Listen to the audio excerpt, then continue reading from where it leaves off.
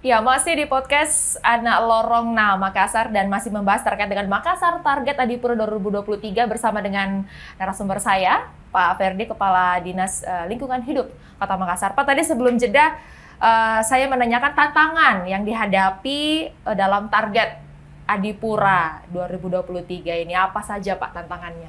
Baik, saya kira tantangan yang paling berat adalah bagaimana memberikan edukasi kepada masyarakat tentang pengolahan dan penanganan sampah.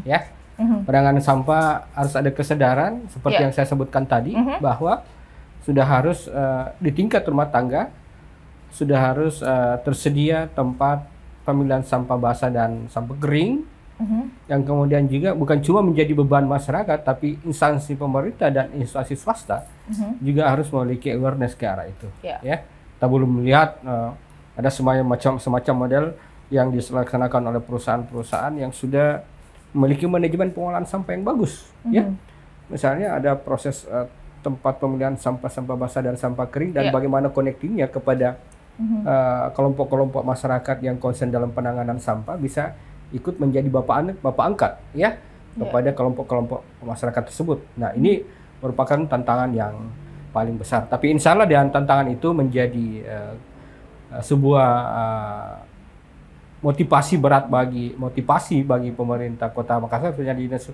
Lingkungan Hidup, untuk melakukan penanganan yang baik dan prinsip 3R. 3R ya. Reduce, reuse, dan recycling. Ya. Semua sampah yang diharapkan ke tempat promosisan air adalah sampah sisa hasil residu. Ya. Sampah-sampah yang bisa dimanfaatkan, bisa didaur ulang, itu kita aktifkan melalui lembaga-lembaga pengolahan dan pengelolaan sampah selama ini di tingkat bank sampah. Ya, Pak Ferdi, sejauh ini Pak dari Dinas Lingkungan Hidup Kota Makassar sendiri dan juga pihak terkait, ada pengawasan tidak sih terkait dengan pemilahan sampah organik dan juga anorganik? Sebenarnya tidak ada pengawasan, cuma kita himbau ya kepada bank sampah unit yang sudah tersebar di 15 kecamatan ini. Ada semacam motivator bank sampah untuk menggerakkan dan memberikan kesadaran masyarakat agar mulai memilah sampah basah dan sampah kering. Ya, dan sebaiknya yang kami akan membuat semacam peraturannya maupun juknisnya, dan kita bentuk dalam model pengolahan pilot project wilayah-wilayah yang menjadi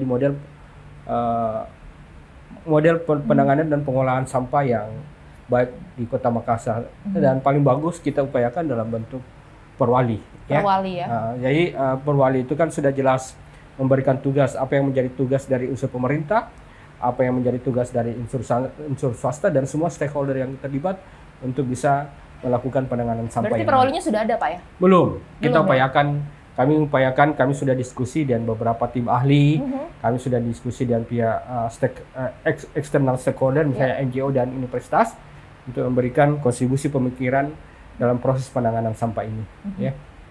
Pak, nantinya keberhasilan Kota Makassar meraih Adipura ini tentunya harus memiliki strategi, Pak. Nah, sejauh ini Pak, strategi yang dilakukan pemerintah Kota Makassar sendiri agar bisa kembali meraih Adipura, apa saja Pak strateginya? Ya, strategi yang karena TPA memang bobot benih yang paling besar, ya, dan itu merupakan sebuah kegiatan yang kami sangat seriusi. Yang pertama adalah pembenahan TPA. Ada beberapa unsur yang harus dilihat secara detail dan bisa terpenuhi. Seperti yang saya sebutkan tadi adalah penentuan lokasi yang zona aktif dan zona tidak aktif dalam proses pembuangan sampah. Yang kemudian adalah bagaimana meminimalisir bau yang menyengat dengan sistem sanitary landfill.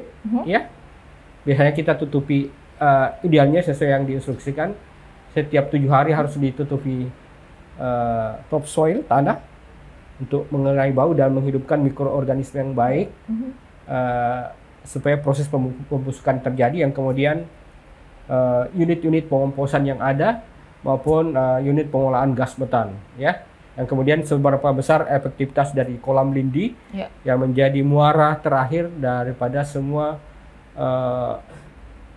aliran limbah yang bisa disterilkan kembali sebelum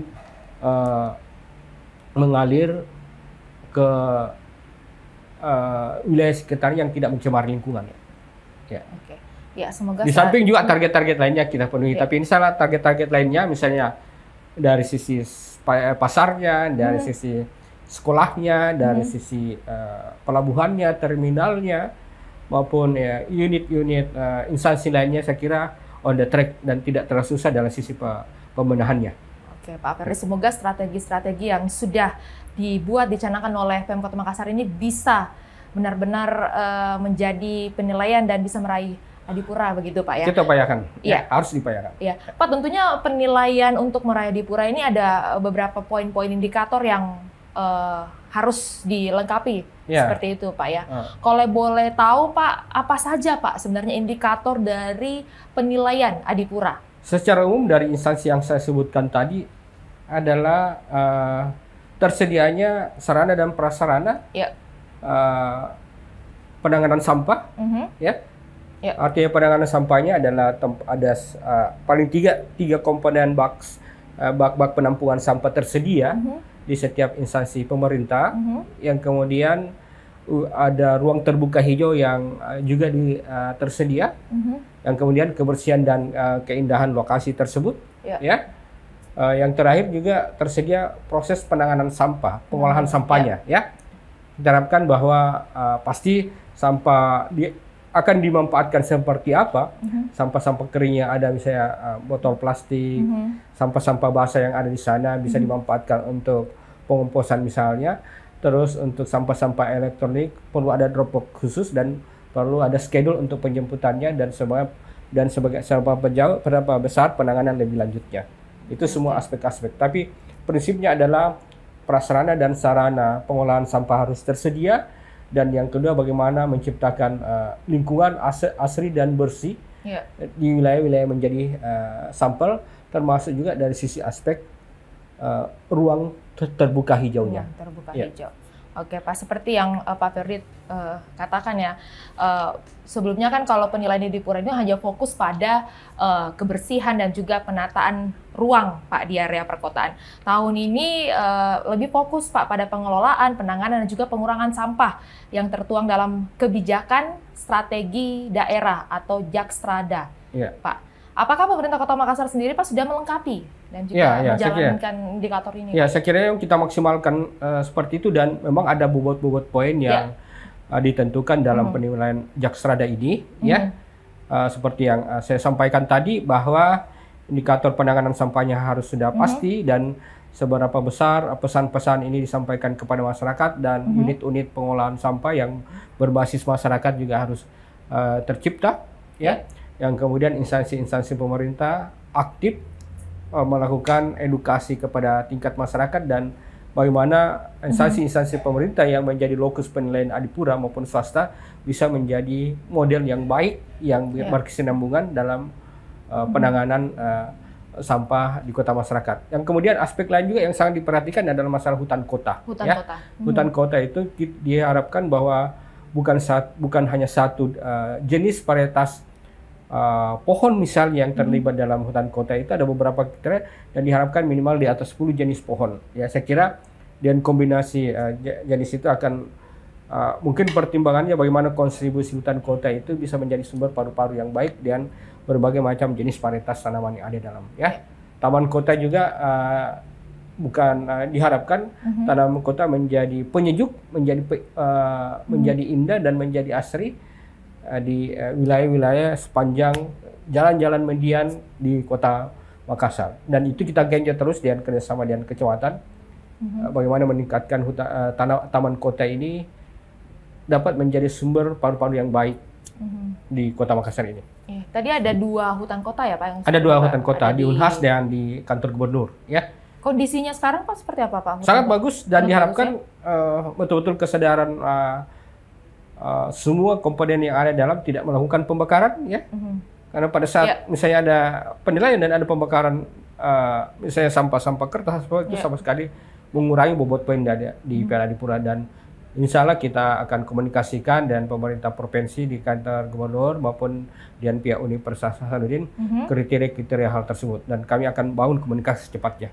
Dan inilah target jangka pendek saya adalah melakukan pembenahan secara menyeluruh sehingga kriteria-kriteria yang absen di TPA itu bisa dimunculkan kembali sambil kita menunggu PSL untuk strategi jangka panjangnya. Hal yang lain juga tentang sulitnya kita menerima Adipura ini karena bobot-bobot poin di beberapa titik yang absen, misalnya di pasar-pasar tradisional sendiri, penanganan ruang terbuka hijau yang rendah, tempat pengolahan sampahnya hampir tidak tertata dengan baik, manajemen pengangkutan sampahnya harus ditata kembali. Ya, itu semua aspek-aspek yang menjadi perhatian kita. Bahkan hal-hal yang kecil juga menjadi concern dari tim Adipura. Misalnya bagaimana kebersihan toiletnya, bagaimana kesediaan air secara berkesinambungan. Nah, itu hal-hal itu yang menjadi concern kita bersama, dan kami sangat berterima kasih atas masukan, saran, dan kritikan daripada semua stakeholder di kota masyarakat, dan ini menjadi tantangan bagi kami untuk kami ciptakan menjadi peluang yang sangat besar.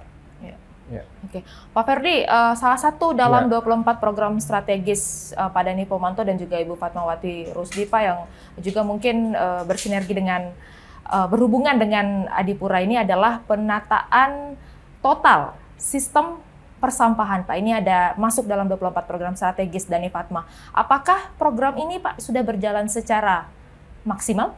Ya, penataan total secara maksimal, secara menyeluruh ada dua. Saya kira pendekatannya dari hulu adalah pendekatan yang berbasis memberikan edukasi ke masyarakat seperti yang saya jelaskan tadi, model-model pengolahan sampah berbasis masyarakat harus diaktifkan dan harus ada menjadi model-model yang kita harus muncul di setiap kecamatan, yang kemudian adalah manajemen pengangkutan sampah di tingkat rumah tangga. Kalau kita konsen bahwa harus diatur secara kontinu dan tertata dengan baik, kapan menjemput sampah kering, kapan menjemput sampah basah, dan bagaimana peran-peran daripada unit-unit pengolahan bank sampah ini bisa produktif untuk melakukan penjemputan, ya. Terus proses recycling, reuse dan reduce juga bisa diciptakan di tingkat pengolahan bank sampah, sehingga betul-betul bahwa sampah-sampah yang selama ini ada yang terbuang di TPA adalah sampah-sampah sisa residu, artinya betul-betul tidak bisa didaur ulang kembali. Itu merupakan target yang sangat aktif jika kita ingin melihat penanganan sampah bisa berjalan dengan baik. Tetapi insya Allah dengan kondisi beban volume sampah di TPA yang sangat dalam kategori darurat sampah ini, PSL bisa menjadi solusi terakhir untuk penanganan yang cepat dan bisa memberikan solusi tentang kondisi persampahan di Kota Makassar. Dan itu kalau kita tarik garis lurusnya, bagian poin yang paling besar adalah penanganan di TPA. Di TPA ini yang menjadi bobot poin utama. Oke, Pak. Pak, saya melihat untuk pengangkutan sampah dari pemukiman menuju ke TPA ini menggunakan mobil tangkas aki. Nah. Mobil tangkas aki, Pak, ya. Apakah program mobil tangkas aki ini, Pak, sudah optimal, Pak, mengangkut sampah dari 15 kecamatan di Kota Makassar? Ya, kita bersyukur bahwa sudah ada manajemen yang dikelola oleh pemerintah kecamatan dan unit tangkas aki yang disediakan pemerintah Kota Makassar itu lokusnya setiap kecamatan masing-masing beda. Itu berdasarkan kepada luas wilayah, jumlah masyarakat yang akan dilayani dari sisi manajemen pengolahan sampahnya.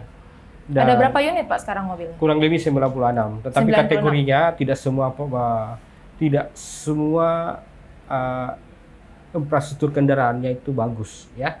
Karena ada beberapa pengadaan yang sudah 10 tahun yang lalu itu terus kita remajakan.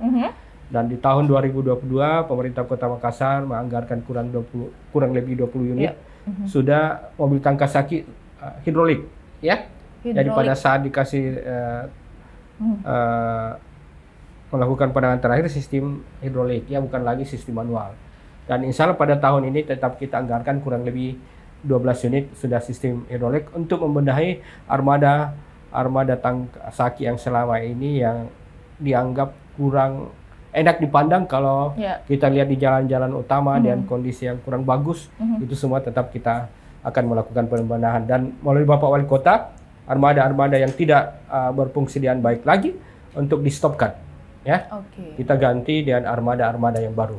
Bagaimana menjadi smart city kalau dari sisi keindahan pelayanan sampahnya sendiri tidak bagus, dan itu kita memberikan perhatian serius. Baik, kita tunggu bagaimana inovasi selanjutnya terkait dengan mobil Tangkasaki ini ya, Insya Allah. Pak Ya, baik, karena Lorong Makassar, saya masih akan berbincang banyak hal terkait dengan Makassar Target tadi periode 2023 bersama dengan Pak Kadis. Namun kita harus jeda terlebih dahulu. Kami akan kembali sesaat lagi.